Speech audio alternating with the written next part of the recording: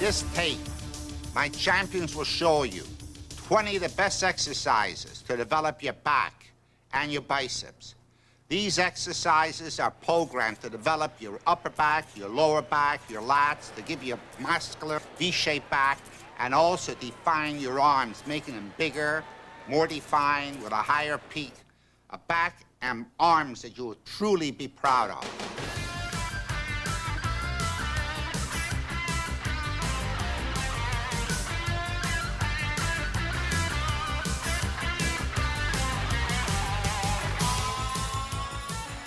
The primary muscles of the middle and upper back are the latissimus dorsi and the rhomboids. These muscles have two basic functions. They pull the entire shoulder girdle back and to a lesser extent pull it down. Pullback exercises pull the entire shoulder girdle to the rear in opposition to the pectoral muscles, which attach the shoulders to the front. Pullback exercises are all rowing movements. The shoulders start from a position in which they're shrugged fully forward. The pectoral muscles are squeezed and the back muscles are stretched. Now pull backwards against the resistance until the shoulders are as far to the rear as possible. The shoulder blades are almost touching. The primary muscles of the upper back are the latissimus dorsi, which extends, abducts, and rotates the arm medially, draws the shoulder downward and backward, and the rhomboideus major and minor, which draw the scapula medially toward the vertebral column. Pull-down exercises, such as chins or cable pull-downs, involve a more limited motion. At the start of the movement, the shoulder girdle is lifted upwards as if you're trying to touch your shoulders to your ears.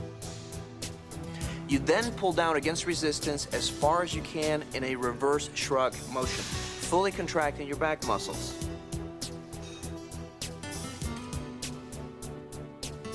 Pullback exercises account for about 2/3 of back development. Pull-down movements contribute about 1/3. The weak link in back training is the biceps. The back is a large muscle, whereas the biceps are small. The amount of weight needed to build the back, the biceps cannot handle. So the key is to keep the arms out of the movement. You want to use the arms as hooks instead of using them to curl the weight. When rowing is done this way, the arms are only used to connect the weight to the body. They don't assist in actually lifting the weight. For the same reason, when you do a chin or a pull-down movement, you have to concentrate on doing most of the work with the lats, with the shoulders being pulled downward and the arms not bending much, but serving merely as hooks to connect you to the bar overhead. Another problem to avoid is too much involvement of the lower back. When you row or pull down, you should avoid cheating by pulling with the lower back and swaying to the rear, or else the primary muscles you're targeting in the exercises don't get enough work. The basic movement in the lower back training is simple. You start from a bent over position and then you stand erect. You bend over to pick something up, then you stand up straight again. This lifting and straightening of the torso involves direct action of the spinal erectors. Since the normal function of the spinal erectors is to stabilize rather than work through a full range of motion, they are the slowest muscles in the body to recuperate fully from exercise. Therefore, they only need to be worked once a week. You can avoid overtraining the lower back by alternating light and heavy workouts. Incidentally, you'll find that the use of the lower back muscles occurs to some degree in a variety of other different movements.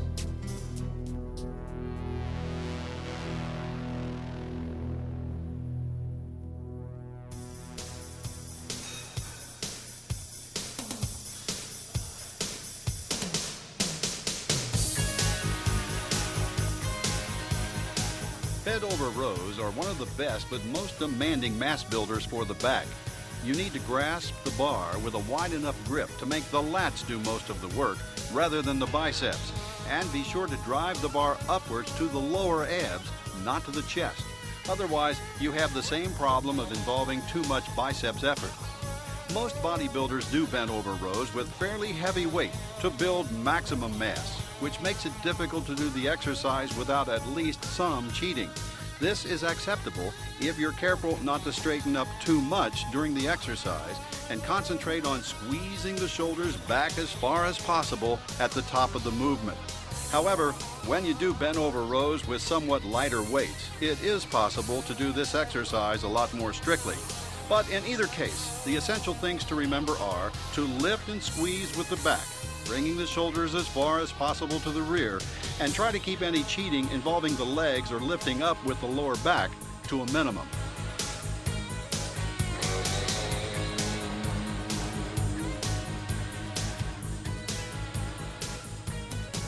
T-bar rows are a stricter form of bent over rowing. With this exercise, cheating is not recommended at all. Bend your knees, get yourself in as stable and grounded a position as possible, then pull the weight up toward your chest, shrugging your shoulders back as far as possible to squeeze the back muscles together. Then let the shoulders come forward again and feel the big muscles of the back extend and stretch to the maximum.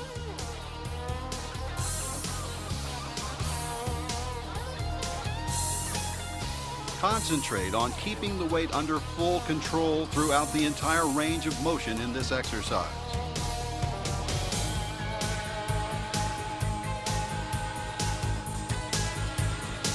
Again, concentration is the key. Use T-bar rowing to carve and sculpt the maximum detail possible into the muscles of the upper middle back. The T-bar for me is the bread and butter. When you think of thickness, back thickness, you think of what exercise allows you to move the maximum amount of weight and the most comfortable way to move it. The T-bar is a close grip movement. You're bringing the weight, the upper back middle muscles are contracting maximally. There's no long stretch of the lat involved here, simply because you're concentrating on the upper middle. And that's the area of the back where a lot of activity can be developed in today's bodybuilders, which will give you that resemblance of Albert Beckles, for example, with that type of detail. You don't get that detail by doing one-arm rows. And a lot of young guys and professionals today are doing, sticking to the same regime. I like to now think that there's a little step to go beyond that, and you have to bring those secondary muscles into play. T-bar gives you mass and thickness, and that's what that section of my back training will always consist of. Using one-arm rows, you can isolate each side of the upper back and turn. However, this exercise can be more difficult to do than it seems. For one thing, be sure to bring the dumbbell back toward your hip rather than up towards your chest and shoulder, which turns the movement into more of a curl than a back exercise. And when you lift, concentrate on the feeling of squeezing your back muscles together. Both sides, not just the side with which you're lifting. Otherwise, you'll tend to rotate your body as you lift rather than making the big back muscles do the work by themselves. For maximum stability, try leaning with your free arm on a bench, weight rack, or some other support to keep your body steady and fully grounded throughout the movement.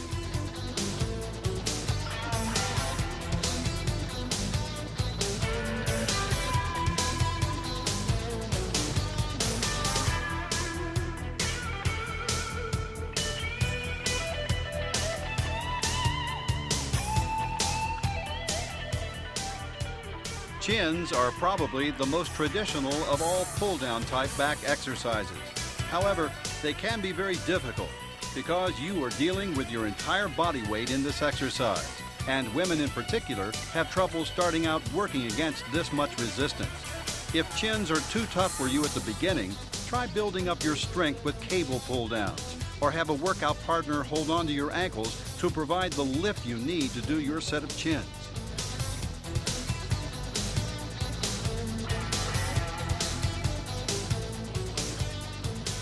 If you have difficulty holding onto the bar during chins, wrist straps can be used to help strengthen and secure your grip.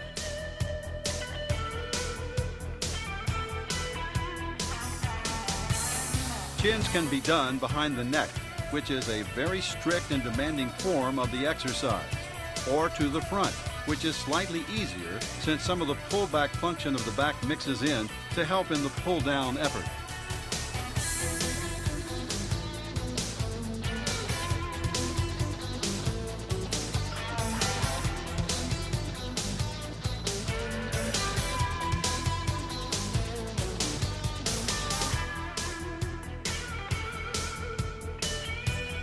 Ideally, you should try to include both behind the neck and front chins in your various workouts for maximum back development.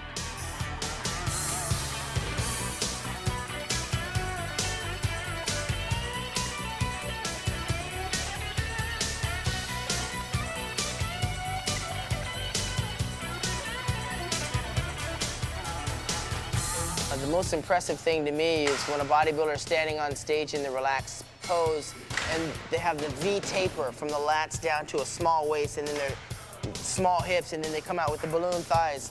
So for me, when I train my back, I always envision what I want to look like on stage, and I really want to have that small waist, and to get that, I've got to have the illusion of a big wide back. So I concentrate a lot on doing wide grip chins.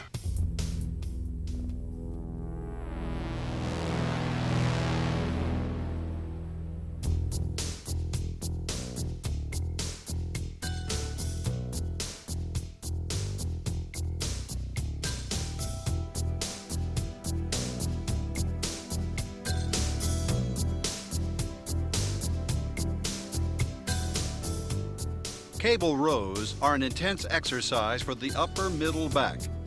As you lower the weight, you should concentrate on feeling the shoulders being pulled as far forward as possible, rounding the back, stretching the lats, and squeezing the pectoral muscles together. As you pull the handles back, focus on bringing the shoulders as far back as possible, squeezing the shoulder blades together, and sticking out your chest. At the top of the movement, it's as if you're coming to attention. Chest out, shoulders back.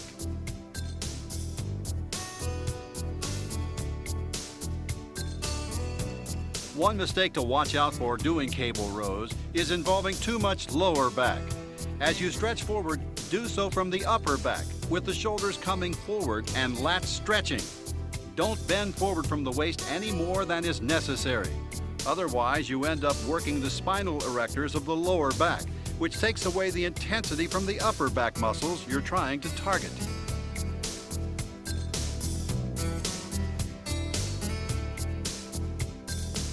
As with all rowing exercises, think in terms of using the back to pull the shoulders to the rear, and try to limit how much work the arms are doing.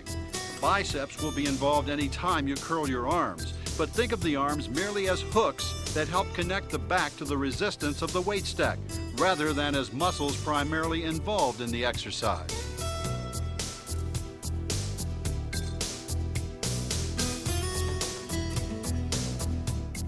Remember, strictness and range of motion are the keys to cable rows. Use a weight that's light enough to allow your shoulders to go all the way forward and all the way back. Otherwise, you won't be able to involve the smaller muscles of the upper back, and you'll end up with mass, but not enough detail.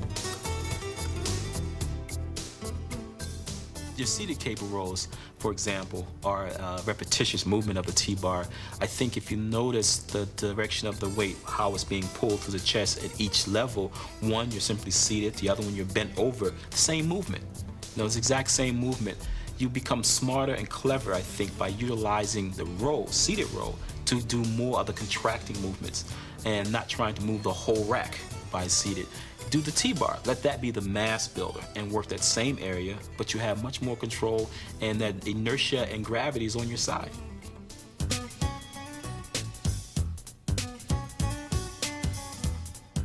You'll find a variety of different types of rowing machines in most good gyms. Most of these machines give you support against which to lean your chest, which helps you to stabilize your torso and work the back that much more strictly. Rowing with machines is generally not recommended for building mass and strength, but machines do allow you to work through a long range of motion and to bring out all the detail and muscularity of the upper back. The keys to machine rowing are strict technique, full range of motion, lighter weights, and relatively high reps. And as with all rows, concentrate on pulling back with the shoulders, not the arms. Pull downs are a variation of chins, which allow you to work with different levels of resistance, less than your body weight, or when necessary, more than your body weight. The strictest kind of pull down movement is the behind the neck pull down. In this exercise, the feeling you want to concentrate on is that of the entire shoulder girdle being lifted upward, then shrugging back down as the bar is brought down to the back of the neck. This feeling of the shoulder girdle, which includes the shoulders, trapezius muscles, and shoulder blades, the whole thing, lifting upward as far as possible, then crunching down as far as possible, is what you need to concentrate on to get the maximum benefit from the behind the neck pull downs. Again, try to keep the arms out of the exercise as much as you can. Remember, although the biceps will contract during this movement, it is not designed to be a biceps exercise. Again, think of the arms merely as hooks that attach the back muscles to the bar. Stretch the lats on the way up and then squeeze and crunch them on the way down, with the effort focused on the back muscles, not the arms. Wide grip pull downs to the front are another variation of the pull down movement which bodybuilders use primarily to build maximum width in the latissimus muscles. In this variation, the bar is brought down to the top of the chest rather than behind the neck. However, don't lean too far back as you bring the bar down, otherwise you involve too much lower back effort. Holding the bar with a close grip, the pull-down movement tends to focus the effort on the inner muscles of the upper back. With this variation, it's really easy to make the mistake of using too much arm effort and turning the exercise into some kind of biceps curl. Instead, concentrate on making the back do the work. Feel it stretch, then contract, and use the arms simply as hooks to connect your back to the resistance of the weight. And at the bottom of the movement, try to achieve a maximum peak contraction of the muscles in the center of the upper back. Contract them as intensely as possible at the bottom of the movement before releasing and letting the bar draw the shoulder girdle upward again. When I'm using the wide grip pull down, for example, my whole concentration is for width. I'm training width, therefore the execution is very important. My execution of it is making sure that my back is arched, the weight is going horizontal, up and down, not vertical, because I find too many people training that movement are leaning way back. They may as well be doing seated rowing, trying to get the same result. For me, doing the lat pull down is an isolation movement, contracting the movement at the top, squeezing it down, halfway down, contracting even more, holding it and releasing it slowly, controlling the weight back up, getting more from the negative just as much as a positive on the push-pull of the execution. So when I do the lat pull down, it's all about the width. It's not about the weight, because I don't see you getting weight adding to your width. You have to control the width movement.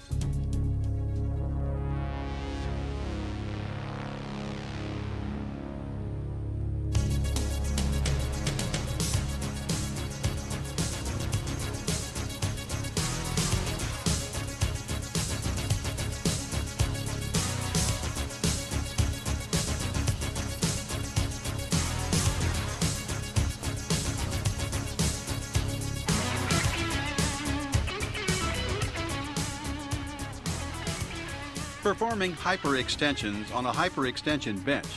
The key to success is slow, deliberate movements done under full control.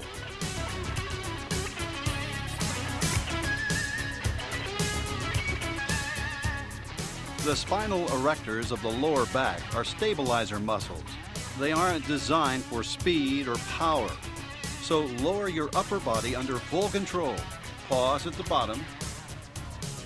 Then come deliberately up to a position just above parallel and hold this position for a moment before doing your next rep.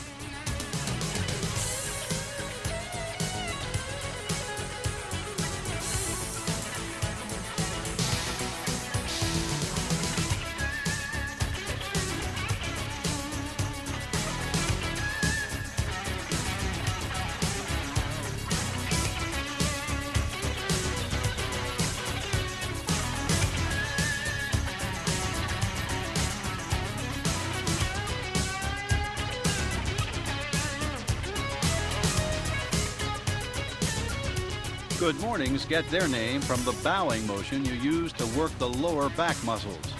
As with hyperextensions, you want to do this movement very deliberately and strictly and under full control at all times.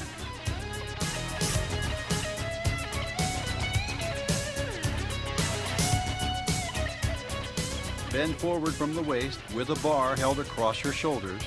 Come down until your upper body is about parallel to the floor.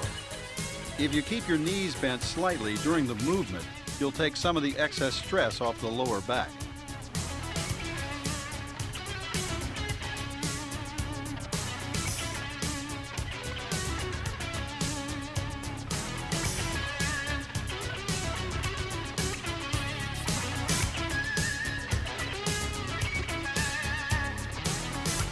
Also, this is not a mass and power exercise. You use deadlifts to build maximum strength in the lower back area, as you'll see in tape number 7.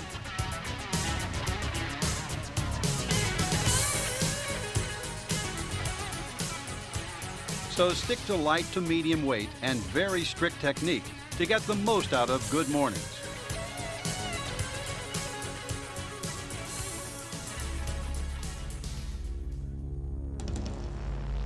Back routine number 1. Bent over rows. 4 sets of 10 reps.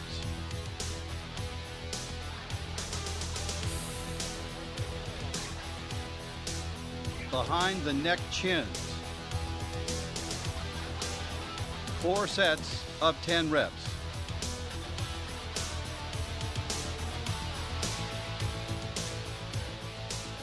Cable rows. 4 sets of 10 reps.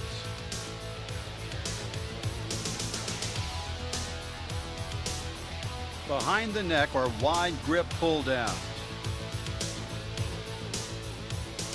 4 sets of 10 reps.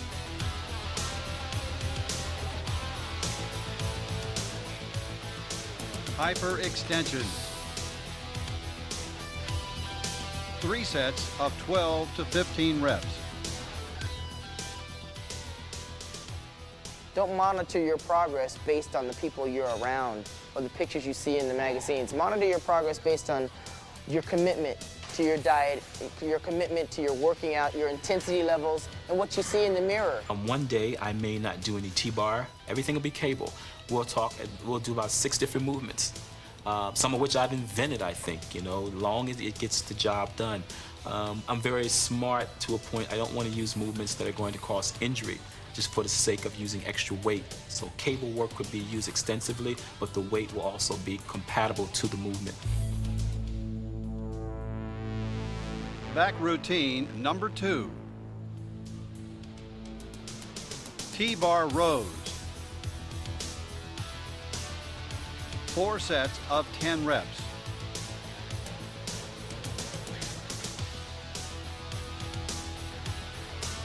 Front chins. 4 sets of 10 reps.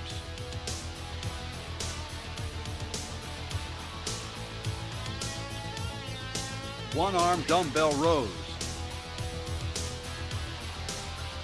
4 sets of 10 reps.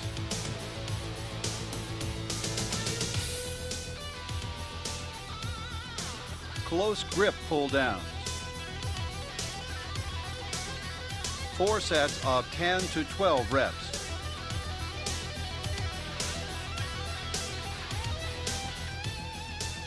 Good morning.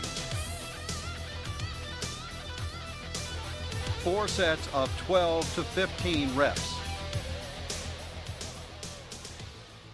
You take the back, for instance. I mean, the guys with the best backs in my day were guys like Eiferman, Jack Dillinger, and all these guys were all past Mr. Americas. All past Mr. Americas. All guys who were big into movements like bent over rowing, barbell bent over rowing. All had were they going phenomenal heavy? backs. Ida and I were using 400 pounds 40 years ago and right? rowing. Yeah, that's incredible. And how many repetitions? 8, 6s and 8s. But I think this is one of the things that molded the backs of that particular period. You know, if you look at the backs of that particular period, there were some great backs. Jack Dillinger's back way back in 48, 49 was comparable to a lot of guys today. Right. You know, Marvin Lots of Eder had muscle, the depth, rounded, yeah. and- And I think that has to be done, but by the same rule. Not just that, not purely and simply that, but shape Right. work with one-arm dumbbell work Sure. and overhead, so you work in scapular isolations, getting length of latissimus, not only getting depth of latissimus. You really got to train your back, and you got to take more importance on form and not so much importance on weight. You don't have to become a bodybuilder in order to have a strong back and have a good posture, but you have to at least train it. Control the weight. Don't let it control you. And to squeeze in the repetitions, control it. That brings in the detail. That brings in that growth. Get you past the sticking point.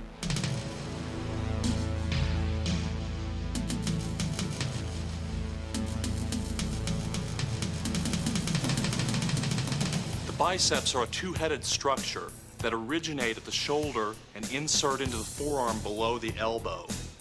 Now, the basic exercise for the bicep is a curl, which is a one-jointed isolation movement that goes from the elbow. The basic function of the bicep, though, is to curl the forearm up to the shoulder, and that's going to oppose the strength of the tricep. Although they also help to lift the whole arm and to also supinate the forearm. This type of curl hits the muscles slightly different, but they all involve pulling the forearm up to the shoulder. The biceps brachii is a two-headed muscle placed on the anterior aspect of the upper arm that flexes the arm, flexes the forearm, and supinates the hand. The long head draws the humerus, the upper arm bone, upward, strengthening the shoulder joint. In biceps training, the emphasis is on control and isolation. Heavy weights aren't needed. Your back training gives you plenty of that. For example, heavy rowing, a two-joint movement, also puts a lot of demand on the biceps. You're better off concentrating on isolating the biceps to minimize the involvement of other muscles. Avoid the heavy cheat type of movements. You'll find that some exercises are tougher than others to isolate the biceps. Standing barbell curls, for instance, must involve the front delts, traps, and lower back. Just keep concentrating on your biceps isolation as much as you can. It's easier with such exercises as the preacher curl. It's ideal for biceps isolation, as are many kinds of cable and machine curls. Bodybuilders tend to drastically overtrain their arms. Both biceps and triceps are such small muscles, and as we said, they are subject to a lot of stress when you train your back, your chest, and your shoulders. So you don't need to do endless sets and reps during your arm workouts. I mean, 12 sets each for biceps and triceps is plenty. And I know a lot of bodybuilders who prefer doing less.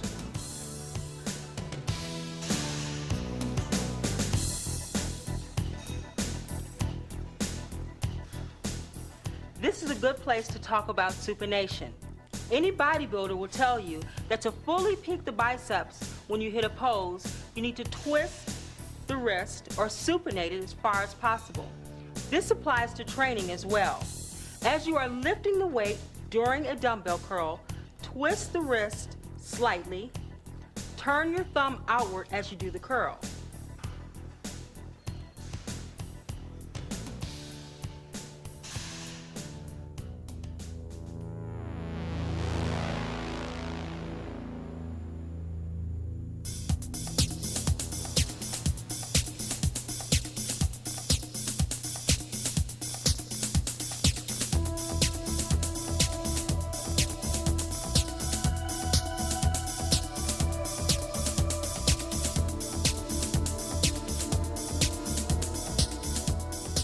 Barbell curls are the closest thing to a mass builder you'll find in biceps training.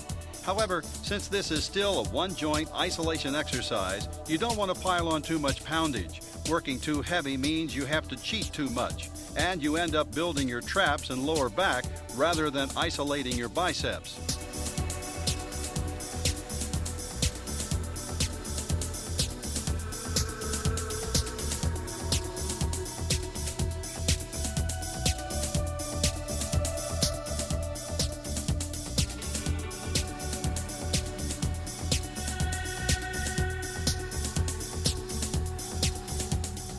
To do barbell curls effectively, keep your upper body steady throughout the movement and the weight under full control. Feel a steady, continuous tension as you raise and lower the weight. When you curl the weight to the top, feel the biceps fully contract. And at the bottom, let your biceps muscles fully stretch and extend.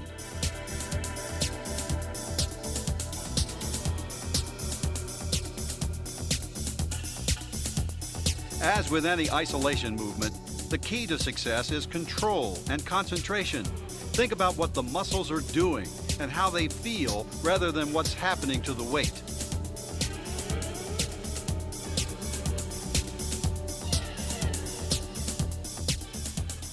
The biomechanics for the curl, for instance, you want to always go through the full range of motion. Some athletes have a tendency to do these short, jerky kind of ranges.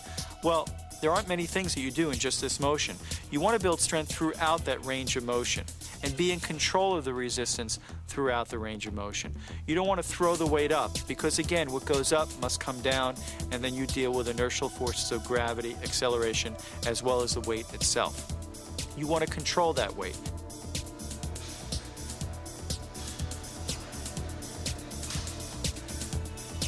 Alternate dumbbell curls allow you to isolate and work each biceps muscle individually.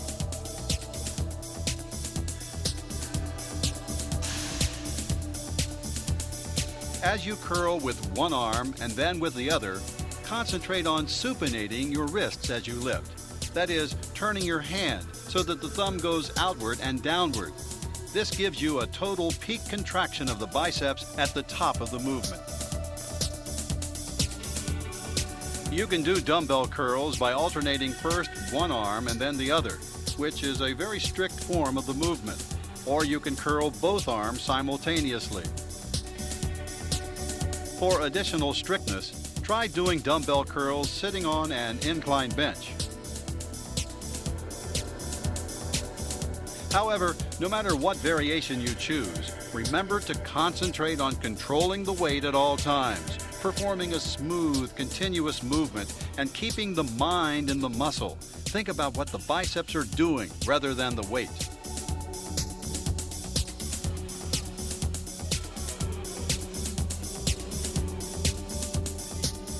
Dumbbell curls, especially when you supinate the wrist during the exercise, are designed to give you the maximum peak possible in the biceps. Hammer curls, on the other hand, because you pronate your wrist about 90 degrees when you do the movement, tend to focus the effort on the outer head of the biceps on the outside of the arm. You can feel this happening when you do the lift. In fact, with hammer curls and all other exercises, you should make an effort to feel exactly how different grips and different variations change the way your muscles feel during the movement. This awareness of what the muscles are doing, the ability to keep your mind totally in the muscle, is one of the keys to developing maximum intensity in bodybuilding training. Some athletes are so interested in the size and definition of their bicep, they'll do many, many, many sets of curls over and over and over again. And sometimes the bicep can start to spasm because this person has done so many sets for just one body part. So it's important to not only go through the full range of motion while you're training that body part, but at the termination of your curl or bicep motions, to go through a range of motion with an easy stretch.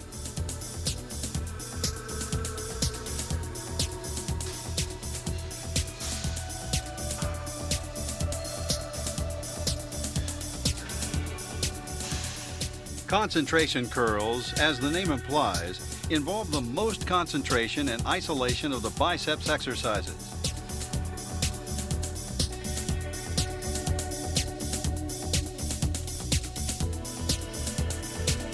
The idea is to curl the weight up towards your chest, using only the biceps with no help from any other muscles.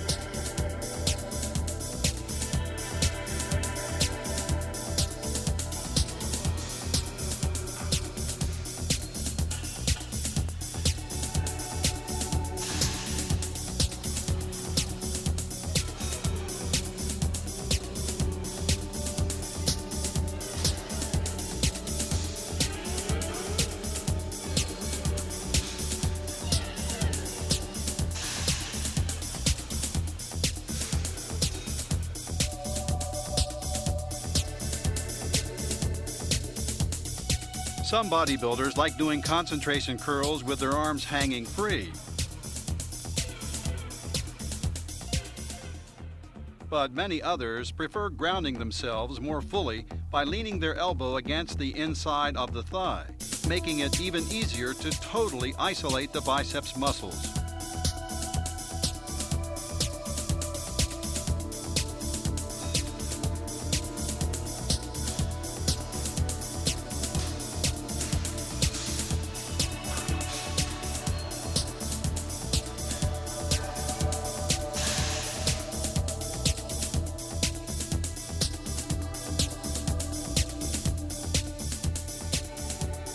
Preacher curls are another good isolation exercise for the biceps.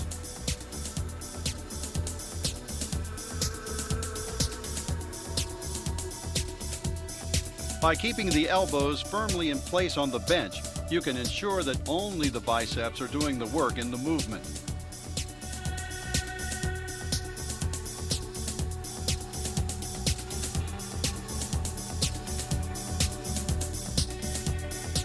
However, anytime you lock the elbows in place like this, you're putting more stress on them.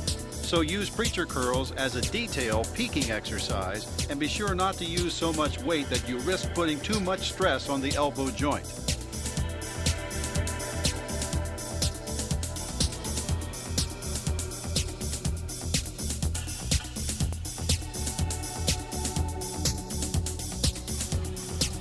When you do preacher curls, you can use a barbell, an easy curl bar, or you can further isolate each biceps muscle by doing preacher dumbbell curls, one arm at a time.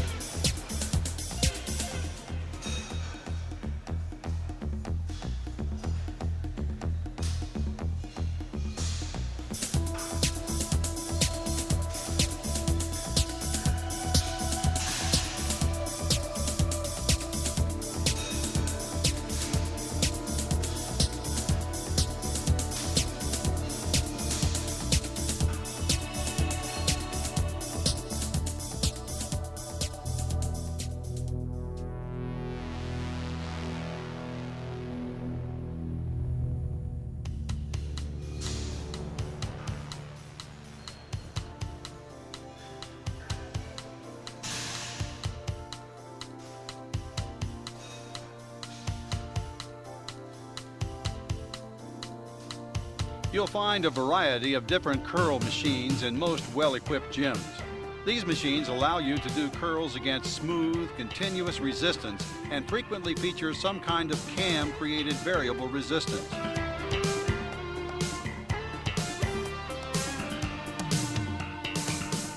As with other machines like these, they are best used for higher rep, lower resistance, finishing off sets.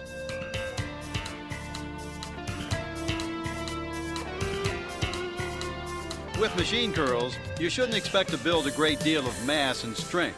So instead, go for full range of motion, very strict, detail and quality movements.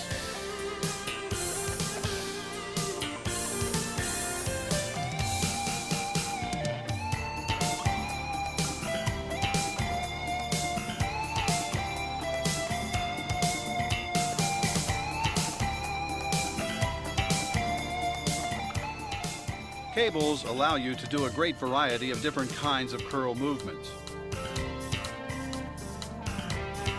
You can perform one-arm cable curls as demonstrated here,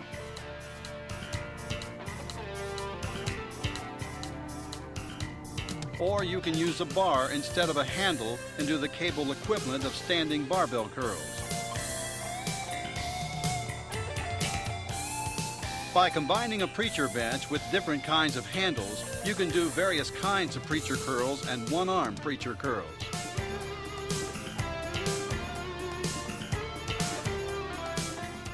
Remember in all cases that a curl is a curl is a curl. No matter what kind of equipment you're using, free weights, cables, machines, it's what you do with the muscle that counts. Feel the biceps extend to full extension, then contract smoothly under control to achieve a total peak contraction. One thing to remember when you're training biceps is they get a large volume of work when you're training other compound movements like back, and it's getting a tremendous amount of work. That's why it's so important to isolate the bicep and not cheat and not end up using your traps and shoulders and pecs when you're training your biceps by themselves. You have to learn to isolate and concentrate on the muscle group you're training. Biceps routine number 1. Standing barbell curls.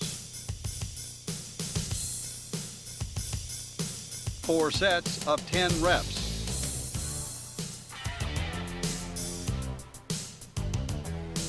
Seated dumbbell curls. 4 sets of 10 reps.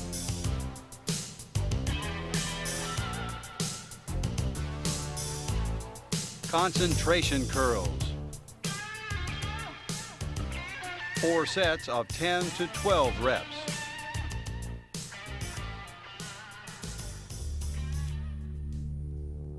Biceps routine number 2. Easy bar curls.